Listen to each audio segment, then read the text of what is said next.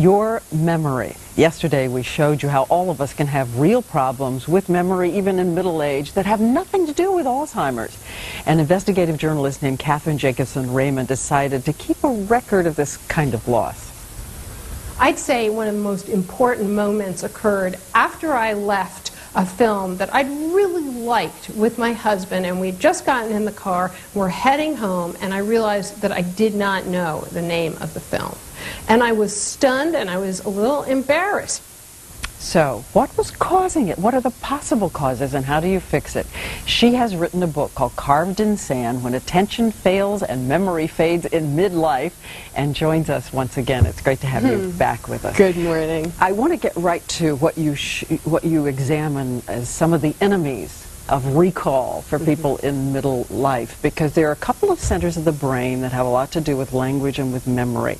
And you go through and you say, here are their enemies: anxiety, which is distracting; stress, and long-term stress, which of course floods the brain with chemicals; and depression, which can surround these centers of the brain.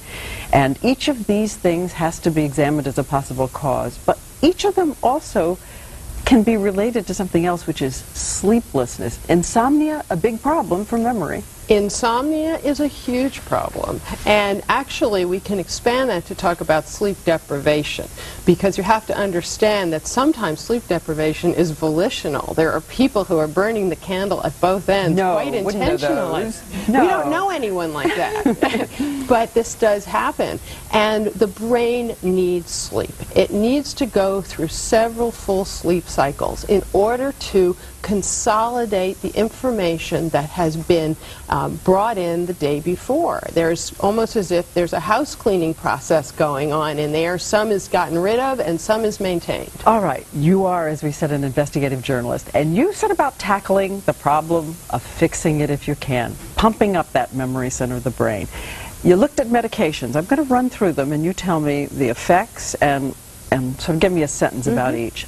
Adderall, which is given to people with attention deficit disorder. Work, not work? Well, it's given to children with attention deficit disorders, and it can be effective in them. And I thought, well, after I got a prescription for it, I would give it a shot.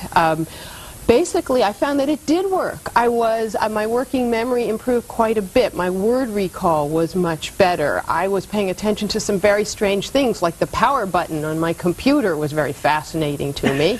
I see.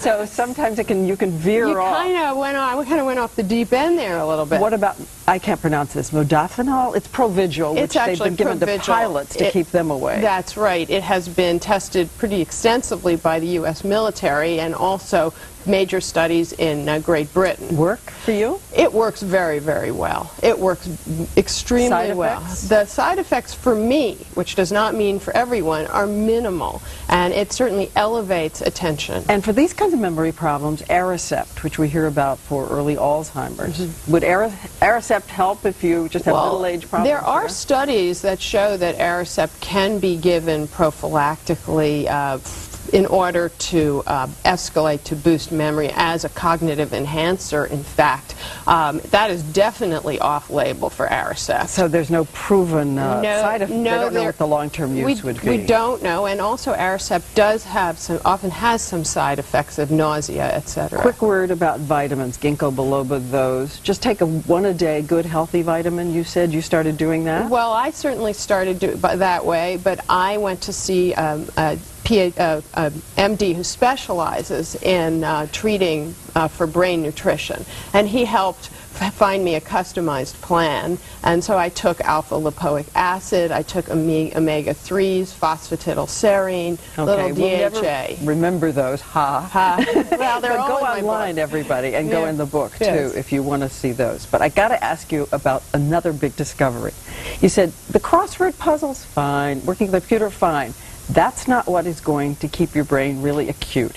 It is a combination of memory retention and motor skill, namely exercise that involves memory, like salsa dancing? Absolutely. Well, I took up salsa dancing. I had read a study by Joe Verghese, who's a scientist who looks at this quite a lot, and he had said that ballroom dancing was one of the very best things that you could do for your brain. And I understood why, because it's a combination of memorizing the steps, of working with your partner, of not crashing into everyone else on the dance floor, and also listening to the music, keeping the rhythm. There's a great deal of social interaction involved, and that makes it very, very valuable. So lots of centers of the brain are at work, and your memory's good now? I'd say my memory is a whole lot better, yes. Wow, this story. It is carved in sand. It's on our website if you want to read more. And the Dancing with the Stars guys will be geniuses.